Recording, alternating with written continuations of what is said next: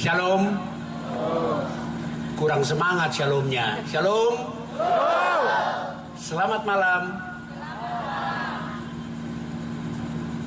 Dosen saya bilang kalau kita mengucapkan selamat kepada orang, selamat pagi, selamat siang, selamat sore, selamat malam dan sebagainya, yang harus jelas ialah kata selamatnya. Tadi saya mengucapkan selamat malam, sebagian besar jawabnya cuma malam. Tahu kenapa? Karena memang semua orang sudah masuk malam hari ini, tapi belum tentu semua orang selamat di malam ini. Jadi ketika saya mengucapkan selamat malam saudara-saudara, maksud saya ialah supaya saudara semua selamat di malam ini. Tapi saudara kepada saya cuma malam, jadi saya nggak perlu selamat. Padahal saya datang dari Jakarta, selamat juga tiba di tempat ini, tapi tidak diselamatin. Maka sekali lagi selamat malam saudara-saudara. Apa kabar? Di gereja kami ada bapak-bapak, kalau ditanya apa kabar, semua orang jawab baik. Terus saya bilang naik dikit, akhirnya diganti, apa kabar? Mereka jawab luar biasa. Tapi ada bapak-bapak, ketika semua orang jawab luar biasa, ada bapak-bapak jawabnya lain, biasa di luar gitu. Itulah sebabnya di gereja kami sekarang kami ganti. Kalau ditanya apa kabar, orang tidak lagi jawab luar biasa, tapi orang jawabnya dahsyat. Maksudnya supaya bapak-bapak yang biasa jawab lain itu jawabnya dahsyat. Ternyata sekalipun semua orang sudah jawab dahsyat, bapak itu tetap punya jawaban yang lain, bombastis. Sejak saat itu kami biarin suka-suka dia aja lah gitu. Nah, pepatah bilang tidak kenal tidak sayang. Tapi orang Kristen itu biar tidak kenal harus sayang. Karena Alkitab bilang musuh pun harus disayang. Sementara saudara tidak musuhan dengan saya, bukan? Saya sudah beberapa kali melayani di Kupang. Ketika saya masih staf PGI, saya melayani berkali-kali. Mewakili dalam lingkungan Gemit. Baru sekali saya melayani di luar lingkungan Gemit. Nama saya Rap-Rap. Rap-Rap itu marga saya. Fam. Cuma 3 huruf. Banyak orang suka salah tulis. Rap-Rap dipotong jadi 2, dipisah. Rap-Rap. Kalau dibaca dengan keras, Rap-Rap. Padahal Rap-Rap dalam bahasa Batak artinya sikat sampai habis. Padahal nama saya Rap-Rap itu, ini tulisannya benar, ditulis saat sambung, dibaca lembut, Rap-Rap gitu. Tapi masih lumayan, saya pernah menerima sebuah surat kepada yang terhormat Pendeta Rap pangkat 2 gitu.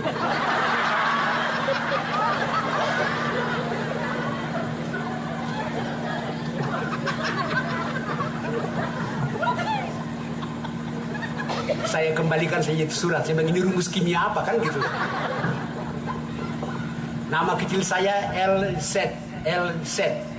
L itu Luther, Z itu Zwingli. 2 reformator gereja abad pertengahan, Luther, Zwingli. Bapak saya memberi nama-nama itu kepada saya tanpa bertanya apakah saya setuju dengan nama-nama itu. Karena saya lahir 31 Oktober. Hari reformasi gereja. Tahunnya nggak usah tahu. Tapi saya pendeta dari gereja Protestan Maluku, GPM. Diutus oleh sinode saya melayani di PGI sebagai staf di PGI. Tahu PGI? Apa itu? Hati-hati, di Indonesia ada 2 organisasi disingkat PGI juga. 1 Persatuan Golf Indonesia, 1 lagi Persatuan Gulat Indonesia, 1 lagi Persekutuan Gereja-Gereja di Indonesia. Saya tadinya bukan dari yang golf sama yang gulat. Kami sekeluarga tinggal di Jakarta. Sebagai pendeta dari gereja Protestan Maluku, saya sudah emeritus. Artinya sudah pensiun. Kami sekeluarga tinggal di Cipinang Jaya. Cipinang Jaya itu di belakang penjara Cipinang. Bukan di dalam, tapi di belakang penjara Cipinang.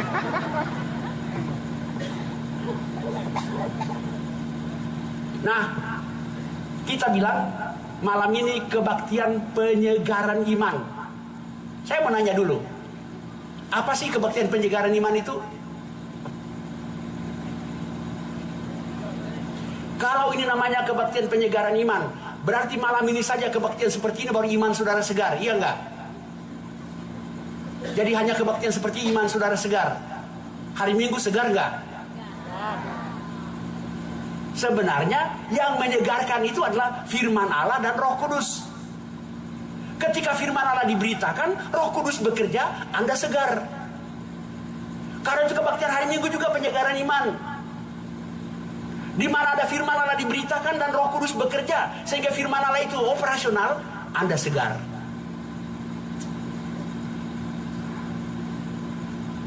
Cuma yang beda adalah situasi, suasana. Suasana malam ini lebih rileks, lebih santai. Firman Allah datang kepada manusia tidak hanya pada waktu manusia serius. Tuhan juga mau berjumpa dengan kita ketika kita santai.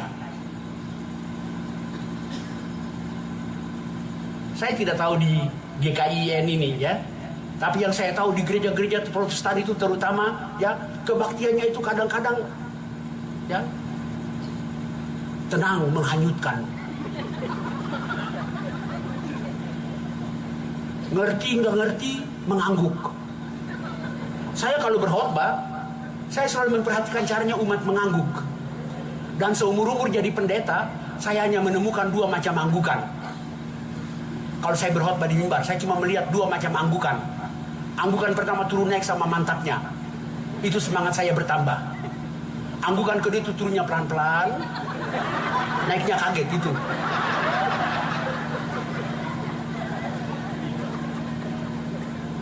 Itu mengangguk juga, tapi kode buat saya, cepat-cepat amin lah kau. Jadi malam ini suasana santai, rileks. Jadi sebenarnya di mana Roh Kudus, di mana firman Allah diberitakan dan Roh Kudus bekerja, kita segar. Karena yang menyegarkan bukan pengkhotbahnya. Yang menyegarkan bukan paduan suaranya, bukan. Mereka cuma sarana. Tapi yang menyegarkanlah Roh Kudus. Seringkali kalau orang ngantuk di gereja, yang disalahkan itu pendeta. Saya pernah tidak berkhotbah. Saya duduk di belakang. Di gereja kami di Jakarta itu banyak sekali ibu-ibu orang Manado. Saya tidak berkhotbah, jadi saya duduk di belakang. Satu baris kursi di depan saya itu ibu-ibu orang Manado semua. Kebetulan pendeta yang berkhotbah itu khotbahnya tidak berapi-api. Kalau tidak berapi-api apa yo? Berair-air, betul. Jadi begitu pendetanya mulai berkhotbah, ada ibu-ibu Manado satu ngantuk, dicolek sama temannya. Hei, kiapa nggak ngantuk? Yang ngantuk bilang begini, habis pendetanya bikin ngantuk. Biar bukan saya yang berkhotbah, tapi saya tersinggung. Yang ngantuk dia, kenapa yang salah pendeta? Emangnya matamu pendeta yang urus? Ayo. Saya mau katakan satu hal. Menjadi pembicara yang baik tidak gampang. Tapi jangan lupa, menjadi pendengar yang baik juga tidak gampang. Berbicara dengan baik susah, tapi mendengar dengan baik juga butuh Roh Kudus. Jangan saudara pikir hanya ketika kami berkhotbah kami butuh Roh Kudus. Anda juga ketika mendengar, Anda butuh Roh Kudus. Tanpa Roh Kudus, sebagus-bagusnya sebuah khotbah, Anda tulang kosong. Karena itu sekali lagi, yang menyegarkan bukanlah manusia, firman Allah dan Roh Kudus. Di banyak gereja, kalau begitu pintu terbuka, lalu pendetanya masuk, Dan kalau pendetanya sudah terkenal khotbahnya bagus, jemaat saling colek, bapak ini bagus gitu. Tapi kalau coba yang masuk itu pendeta yang khotbahnya tidak bagus, berapi-api, jemaat saling colek juga tapi komentarnya lain. Dia lagi gitu.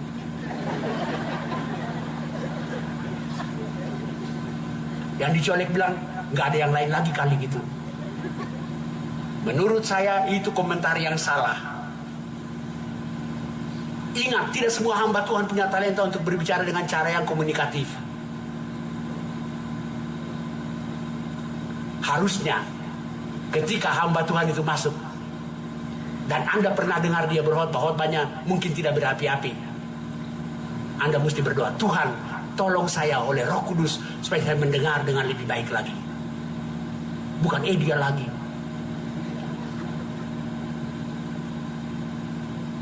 Itu pendahuluan khotbah saya. Jangan heran, pendahuluan aja udah panjang gini apalagi isinya gitu. Nah, tema kita malam ini adalah orang Kristen dan tantangan zaman. Saya mengajak kita, sebelum saya bicara mengenai tantangan zaman, saya mau bicara mengenai bagaimana orang Kristen ada di tengah-tengah zaman yang berubah. Bagaimana orang Kristen ada di dunia ini? Apa posisi orang Kristen di dunia ini? Mari kita buka Injil Yohanes pasal 17. Injil Yohanes pasal 17. Yang bawa kitab suci, buka kitab suci. Yang bawa HP suci, buka HP suci. Sekarang ini kan tidak hanya ada kitab suci kan? Sekarang ada HP suci juga gitu.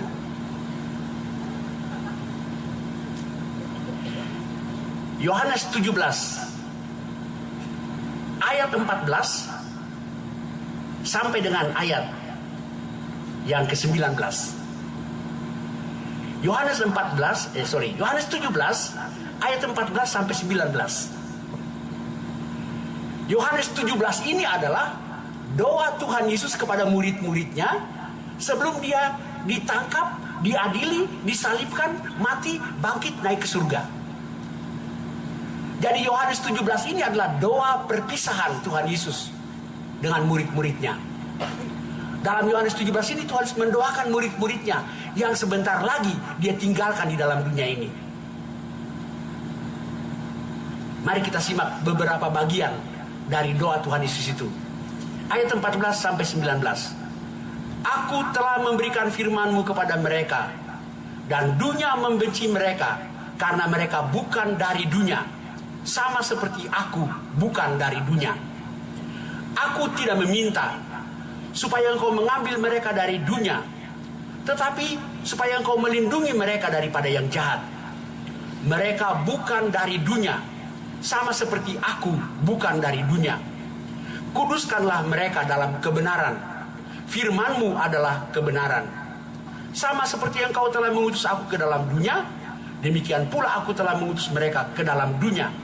Dan aku menguduskan diriku bagi mereka, supaya mereka pun dikuduskan dalam kebenaran.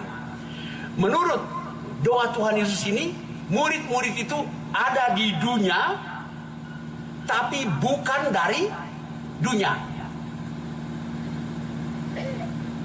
Ada di dunia, tapi bukan dari dunia.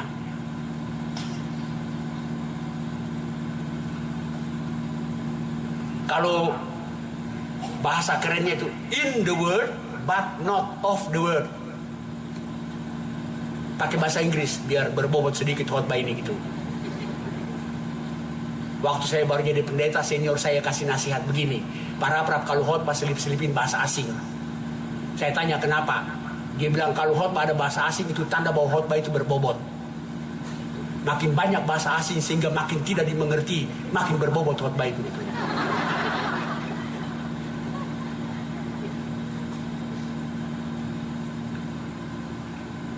Di dunia, tapi tidak boleh menjadi sama dengan dunia.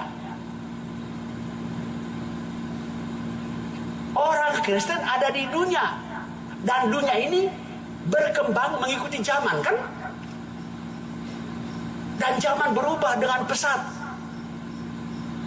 Lalu orang Kristen itu katanya ada di dunia, tapi tidak boleh menjadi sama dengan dunia. Ayo, gimana itu? Ayo. Artinya, mau tidak mau, kita ada di dunia. Tapi kita tidak boleh ikut-ikutan kotor dengan dunia ini yang kotor.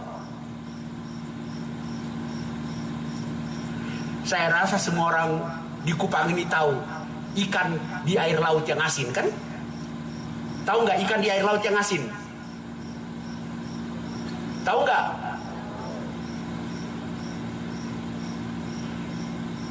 Dunia ikan itu ya air laut yang asin. Tapi apakah dagingnya jadi asin? Ayo.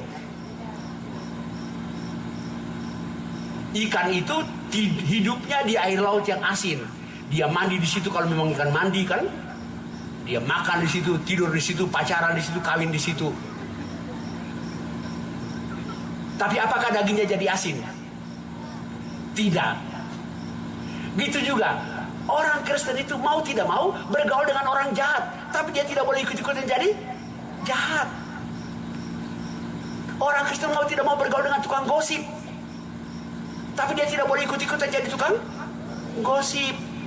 Apa itu gosip? Ayo. Kata orang Jakarta, gosip itu semakin digosok makin sip gitu. Tahu nggak?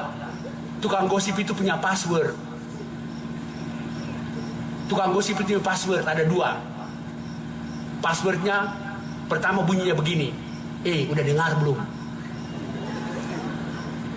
Terus kalau yang diajak ngomong bilang, belum, apa sih? Baru keluarlah passwordnya yang kedua. Jangan bilang-bilang ya, itu tukang gosip. Dimulai dengan jangan bilang-bilang, tapi makin dibilang-bilang gitu. Kita mau tidak mau bergaul dengan tukang bohong, tapi kita tidak boleh ikut-ikutnya jadi bohong. Itu yang dibilang, ada di dunia, tapi tidak sama dengan dunia.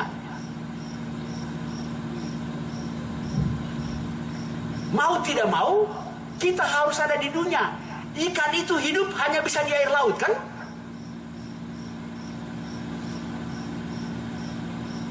Walaupun dia hidup di air laut yang asin, tapi dagingnya tidak jadi asin. Dia jadi asin malah setelah di darat, kan? Ikan asin itu kan dibikin di darat. Dia mati. Begitu juga kita. Ada di dunia ini, tapi tidak boleh menjadi sama dengan dunia. Nah, yang membuat kita tidak sama dengan dunia apa? Saya kalau berkhotbah, saya selalu pakai metode tanya jawab ya. Dalam teori ilmu berkhotbah, katanya khotbah yang bagus adalah khotbah yang bersifat dialogis ya. Tapi kan nggak mungkin saya berkhotbah Anda bertanya, kan? Maka supaya ada unsur dialogis, maka si pengkhotbah tanya sendiri, dia jawab sendiri. Itulah sebabnya kalau saya berkhotbah, saya tanya sendiri, saya jawab sendiri, sampai saya capek sendiri gitu.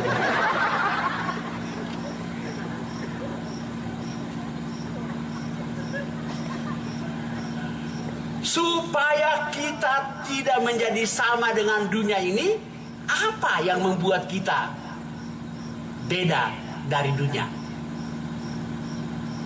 Simak jawabannya tadi kan, dalam Yohanes 17 tadi. Ya. Mereka, ayat 16, mereka bukan dari dunia, sama seperti aku bukan dari dunia. Kuduskanlah mereka dalam kebenaran. Firman-Mu adalah kebenaran. Jadi satu-satunya cara agar kita ada di dunia tapi tidak menjadi sama dengan dunia ialah apa? Masa saya jawab sendiri? Firman. Firmanlah yang membuat kita beda dari dunia. Oleh karena itu, nomor satu, bagaimana kita menghadapi tantangan zaman? Satu, tetaplah pada firman. Maka saya mau tanya, hai orang-orang yang hadir malam ini, di antara saudara yang sekarang ini hadir, siapa sudah tamat baca Alkitab? Ayo. Siapa sudah tamat baca Alkitab? Mama Lada pasti sudah. Nggak ada. Di gereja kami ada anak muda ini malas. Waktu saya mimpin kebaktian pemuda, dia hadir. Saya tanya, di antara kalian anak-anak muda, siapa sudah tamat baca Alkitab? Anak-anak muda yang rajin gak ada yang angkat tangan. Yang malas ini angkat tangan. Saya curiga. Yang rajin belum tamat, yang malas sudah tamat. Terus saya tanya dia, kapan kamu tamat? Dia bilang begini, Pak Pendeta, gampang. Saya baca Kejadian, lalu Wahyu, tamat. Jadi baca Kejadian, loncat ke Wahyu, dia bilang tamat.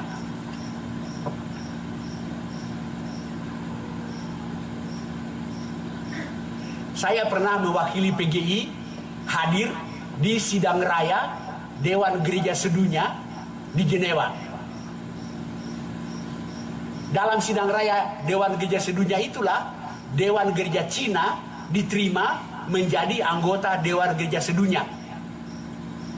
Setelah ketua sidang ketok palu, dengan ini Dewan Gereja Cina diterima menjadi anggota kesekian dari Dewan Gereja Sedunia. Silakan ketua Dewan Gereja Cina berpidato tahun 80-an ya. 1980-an. Dalam pidatonya ketua Dewan Gereja Cina berpidato begini. Dia bilang begini, kekristenan di Cina sedang bertumbuh pesat. Tapi kami di Cina kekurangan Alkitab. Dia bilang di Cina kadang-kadang 10 orang satu grup misalnya, Alkitabnya cuma satu. Lalu dia bilang, bagaimana caranya supaya mereka bisa baca Alkitab? Nah, caranya, waktu itu belum ada Alkitab elektronik ya. Dia bilang, Alkitab yang satu ini dibelah jadi 10 belahan. Ya, dibelah-belah jadi 10 belahan. Lalu dibagi-bagi. Nanti mereka bergilir membacanya. Begitu saya mendengar dia bilang, kami di Cina 10 Alkitabnya cuma satu. Saya bilang, kami di Indonesia tidak. Di Indonesia kadang-kadang satu orang Alkitabnya 4. Ayo, satu orang Alkitabnya 4. 4 dari mana? Ayo. Beli sendiri satu. Waktu CD nikah satu. Waktu CD satu kan? Waktu nikah satu. Satu lagi? Orang punya ketinggalan gereja bawa pulang. Ayo.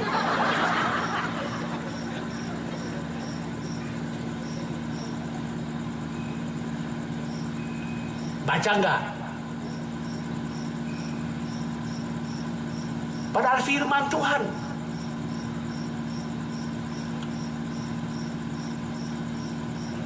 Orang yang rajin baca firman aja belum tentu bisa melaksanakannya.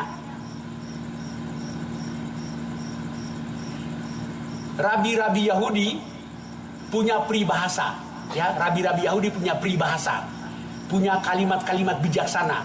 Dalam buku mereka yang namanya Talmud. Rabi-rabi Yahudi bilang begini, dalam hal mendengar firman Allah ada 5 jenis orang. Ada 5 tipe pendengar firman. Ada 5 tipe pendengar firman. Tipe 1, cepat dengar, cepat lupa. Masuk semua, keluar semua. Itu tipe 1. Tipe 2, lambat dengar, lambat lupa. Dengarnya lambat, gak nyampe-nyampe.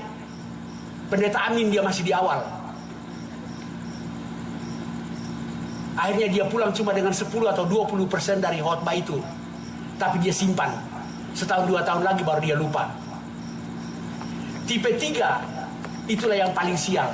Lambat dengar, cepat lupa. Dengarnya gak nyampe-nyampe, lupa pula. Tipe 4, lumayan. Cepat dengar, lambat lupa. Dengarnya cepat, lupanya lama. Tipe 5, bagus. Cepat dengar, tidak lupa. Yang hadir ini tipe berapa banyak? Ayo. Tipe berapa banyak sini?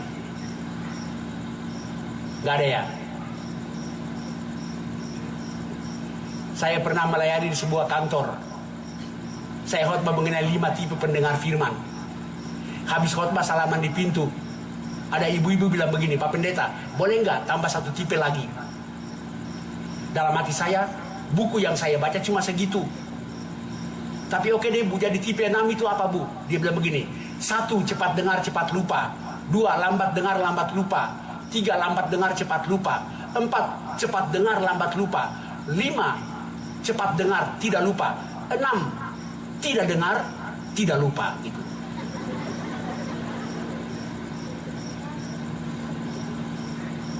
Nah, jadi kunci untuk kita menghadapi tantangan zaman adalah firman Allah. Hanya firman Allah lah yang membuat kita dapat menghadapi tantangan zaman. Oleh karena itu, kalau Tuhan berkata bahwa kita ada di dunia tapi bukan dari dunia, maka apa yang mungkin terjadi? Bagaimana kita menghadapi zaman ini? Ada beberapa kemungkinan. Kemungkinan pertama, kita menghindar, ya, menjauhkan diri dari dunia, menjauhkan diri dari zaman ini, tidak ikuti kemajuan-kemajuan zaman. Kita tersingkir dari zaman. Itu dalam tipenya disebut escapisme, menghindar dari zaman, menjauhkan diri dari zaman. Itu tidak mungkin, karena mau tidak mau kita harus mengalami kemajuan perubahan zaman ini. Tapi yang kedua adalah kemungkinan yang terjadi adalah kita menjadi larut ikut zaman. Orang Kristen itu bisa hanyut mengikuti zaman ini. Jadi kemungkinan pertama, dia menghindarkan diri dari tantangan zaman. Dia masuk biara atau dia mengasingkan diri. Dan itu tidak mungkin. Yang mungkin terjadi adalah bisa terjadi bahwa orang Kristen itu hanyut, lebur di dalam perkembangan zaman. Kemungkinan ketiga adalah hidup semacam binatang amfibi. Tahu binatang amfibi? Kodok.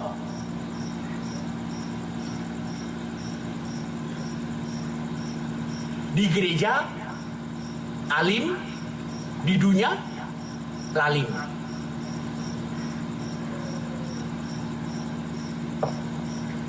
Ngerti nggak sih? Kayak bengong-bengong orang-orang ini semua gitu.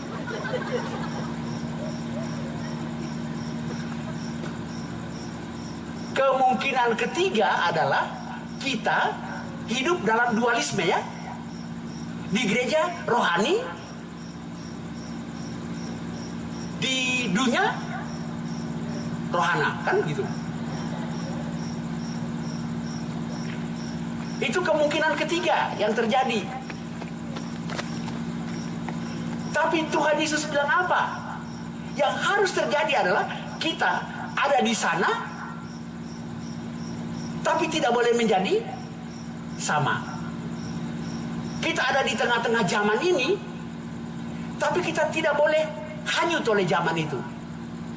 Bahkan di sana kita mesti menjadi garam dan terang.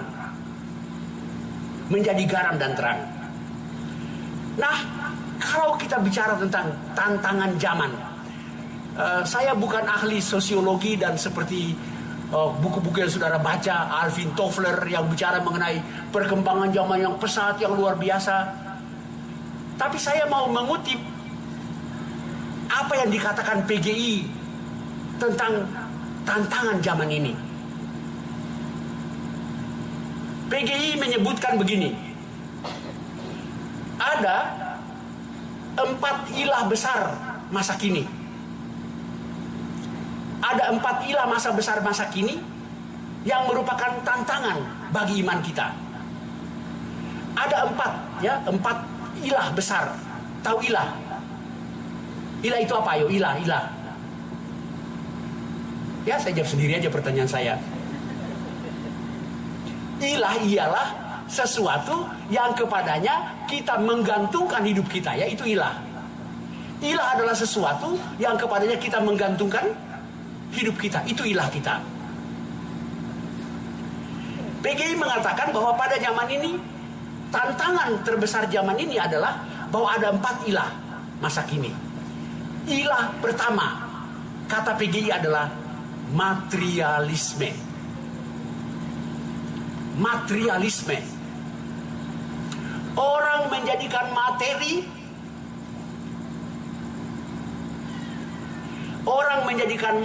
sebagai ilahnya.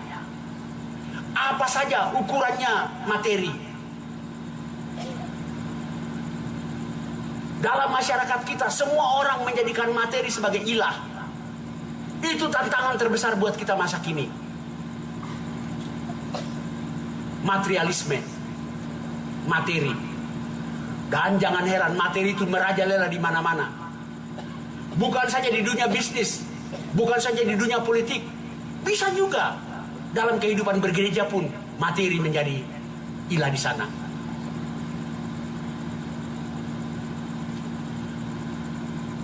Saya nggak tahu di sini, tapi pengalaman di gereja kami di Jakarta, kalau sinode mau mutasi pendeta, ya, sinode kalau mau mutasi pendeta kadang-kadang repot, ya.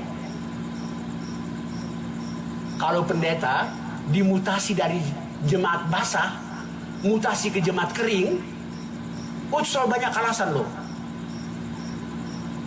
Dia tidak mau mutasi dari jemaat basah tanda petik ke jemaat kering, ya. Dia maunya sih dari jemaat basah ke basah kuyup, ya, gitu. Jangan-jangan itu juga pengaruh dari ilah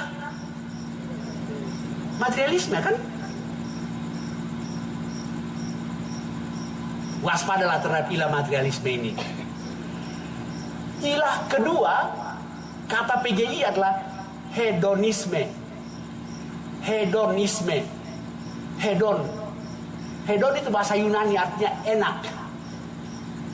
Gaya hidup yang menjadikan segala sesuatu itu enak. Tujuannya adalah hidup enak. Itu gaya hidup hedonisme. Orang sekarang mengejar kenikmatan. Yang dia cari cuma hidup enak. Tidak peduli caranya. Hedonisme. H-E-D-O-N. Hedon. Hedonistik. Gaya hidup yang menjadikan kesenangan itu tujuan utama. Dan tidak peduli caranya. Itulah sebabnya mengapa orang mengejar kesenangan. Sampai-sampai kepada kebebasan seksual, yang penting enak.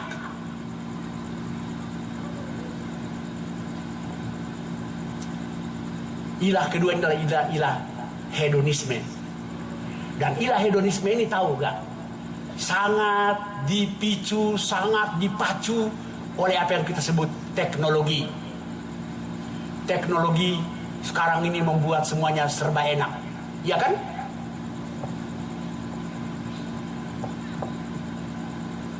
Kok bengong sih? Waktu saya masih kuliah, tahun 70-an, saya kuliah di Jakarta. Kalau minta uang dari kantor sinode di Ambon, tahun 70-an, ya, masih pakai telepon engkol. Kita putar sampai ketek keringat, belum tentu nyambung. Kalau sudah nyambung, sinode kirim duit pakai pos wesel. Dan pos weselnya itu diantar kapal. Kapal dari Ambon 3 bulan sekali baru masuk Jakarta. Kadang-kadang pos weselnya nyampe di Jakarta, saya udah mati utang di warung-warung. Sekarang dengan teknologi yang canggih, kan, ibu ke ATM sebentar aja anak ibu sudah terima duit, bukan? Enak, bukan?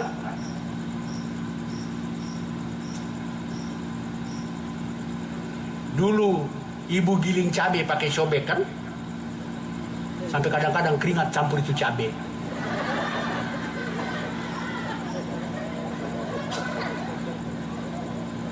Sekarang enak dengan blender kan?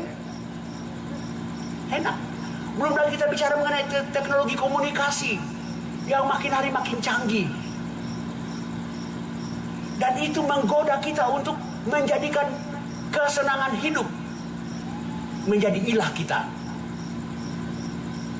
Itu ilah kedua, kata PGI, hedonisme. Itu ciri zaman ini, hedonistik. Materialistik, hedonistik. Ilah ketiga, kata PGI adalah individualisme. Dalam tantangan zaman ini, orang makin hari makin individualistik. Orang Jakarta bilang, lo, gue kan? Lo, gue, and gitu.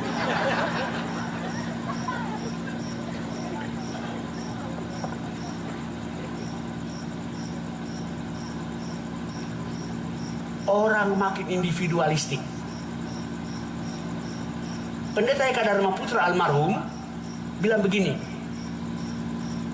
jangan-jangan kita ini seperti setumpuk pasir ya. Anda pernah lihat setumpuk pasir? Kelihatannya ngumpul jadi satu kan? Tapi begitu ditebar ke atas, butir-butirnya terlepas satu dari yang lain. Tidak ada ikatan satu dengan yang lain.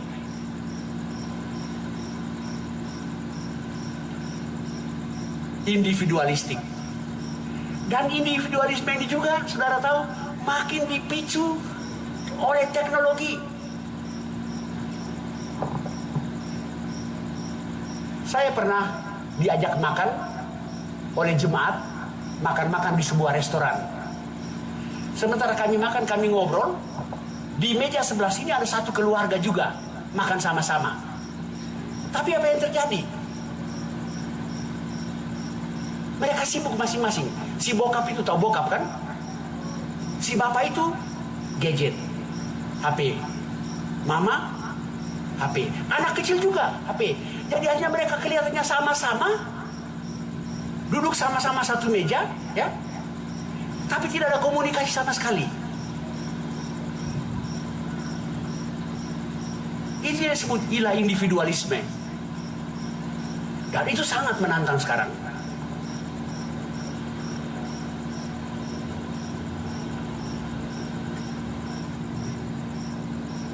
Kok kayak bengong-bengong sih? Ngerti nggak? Ngangguk lah begitu.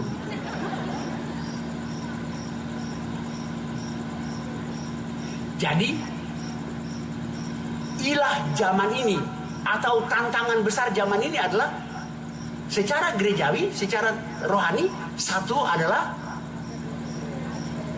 materialisme, dua hedonisme, tiga individualisme.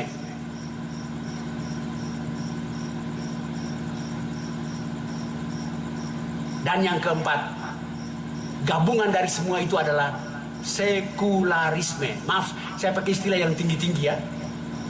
Sebab khotbah ini mesti berbobot, makanya saya mesti pakai istilah yang tinggi-tinggi gitu. Sekularisme. Sederhananya sekularisme begitu. Sederhananya sekularisme itu begini. Orang makin hari makin hanya berpikir yang duniawi ya, tidak lagi berpikir tentang hal-hal yang rohani. Apa saja orang makin hari makin menduniawi. Gaya hidupnya makin hari duniawi. Dia makin hari tidak lagi melihat segala sesuatu dari sudut ilahi. Itu yang disebut sekularisme. Orang makin sekuler, orang makin menduniawi. Itulah empat ilah. Kalau istilah PGI, ilah masa kini.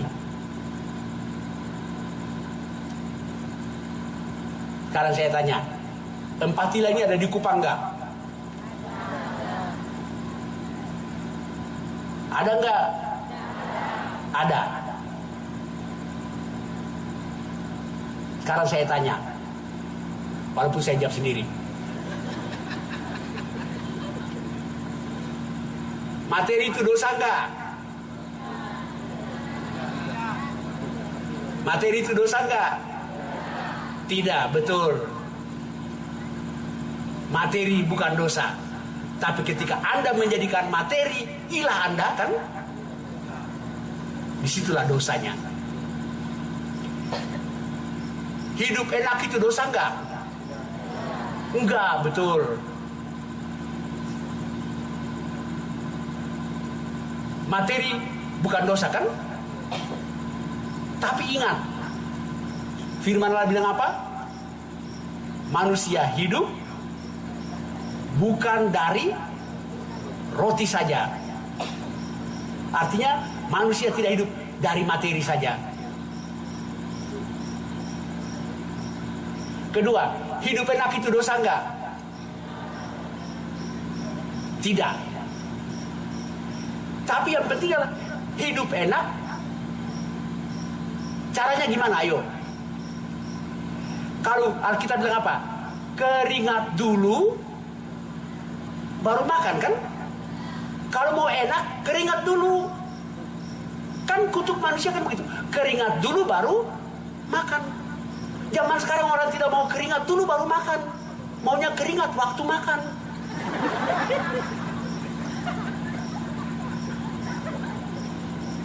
Ada beda loh, keringat baru makan dan keringat waktu makan. Beda.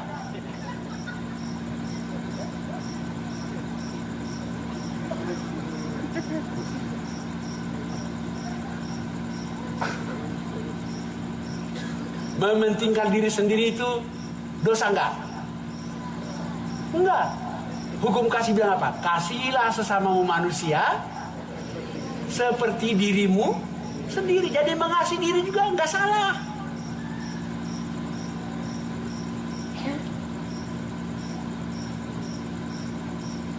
Tapi ketika kita mengasihi diri sehingga kita menjadi egoistik,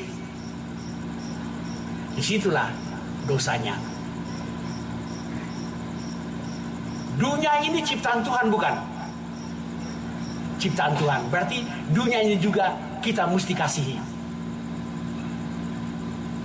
Tapi jangan sampai kita terpaku pada dunia ini dan melupakan Tuhan. Jadi kalau dikatakan bagaimana tantangan yang dihadapi oleh orang Kristen pada zaman ini? Saya tidak membahasnya dari segi teknologi, ekonomi. Itu pertama, saya bukan pakarnya. Tapi yang saya mau katakan sekarang adalah dari segi hakikat tantangan yang kita hadapi, yang saya kutip dari PGI, itulah 4 tantangan besar masa kini ya. Tantangan yang pertama adalah satu kali lagi, apa? Materialisme. 2, hedonisme. 3, individualisme. 4, sekularisme. Bagaimana kita menghadapinya?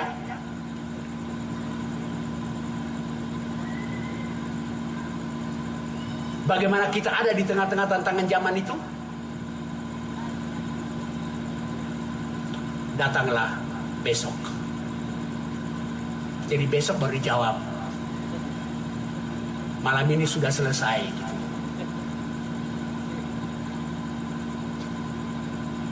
Ya udah.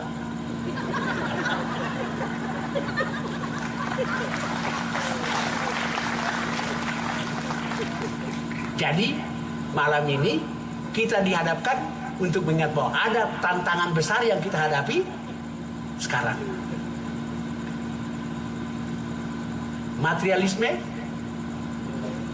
hedonisme, individualisme, sekularisme. Bagaimana kita hadapi? Besok datang lagi.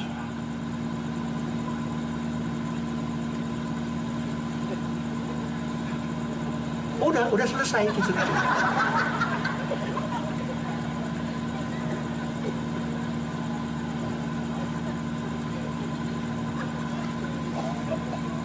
Caranya besok malam datang.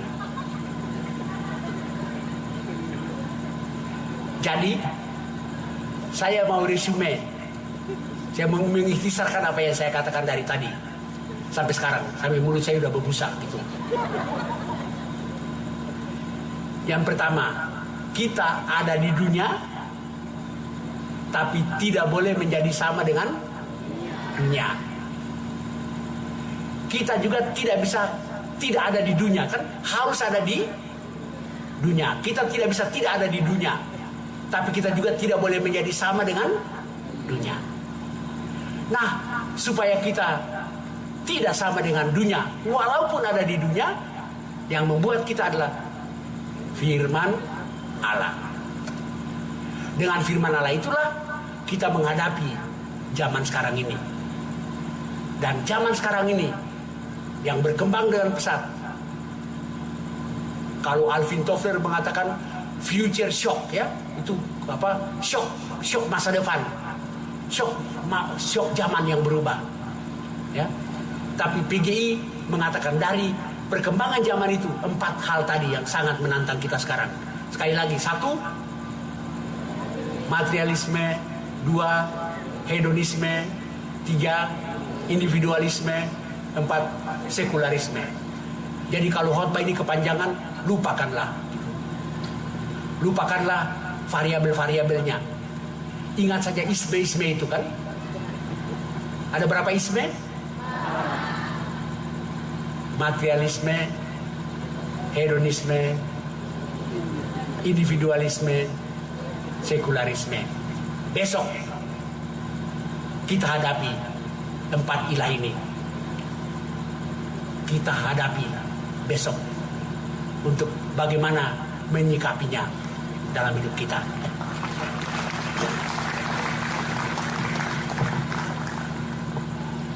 Kita berdoa. Bapa di surga, hambamu sudah menyelesaikan bagian pertama dari ibadah pemberitaan firman penyegaran iman malam ini. Semua penjelasan keterangan sudah hambamu sampaikan dalam keterbatasan manusia. Roh Kudus tidak akan terbatas. Roh Kudus akan menumbuh kembangkannya ketika kami memberlakukannya dalam hidup kami sehari-hari.